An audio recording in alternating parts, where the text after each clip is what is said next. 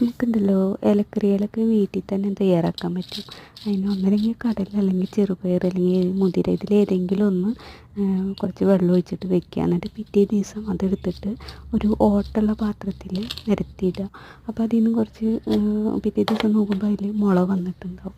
മുള വന്നതിന് ശേഷം വേറൊരു പാത്രം എടുത്തിട്ട് അതിൽ കുറച്ച് വെള്ളം പകുതിയോളം വെള്ളം വെച്ചിട്ട് ഈ ഓട്ടുള്ള പാത്രം അതിലിറക്കി വയ്ക്കുക. എന്നിട്ട് എല്ലാ ദിവസവും ഈ വെള്ളം മാറ്റി കൊടുക്കണം. അങ്ങനെ നോക്കുമ്പോൾ കുറച്ച് ദിവസം കഴിഞ്ഞാൽ നമുക്ക് നല്ല ശുദ്ധമായ ഇലക്കറികൾ കിട്ടും. വിഷമില്ലാത്ത ഇലക്കറികൾ നമുക്ക് വീട്ടിൽ തന്നെ തയ്യാറാക്കാൻ പറ്റും.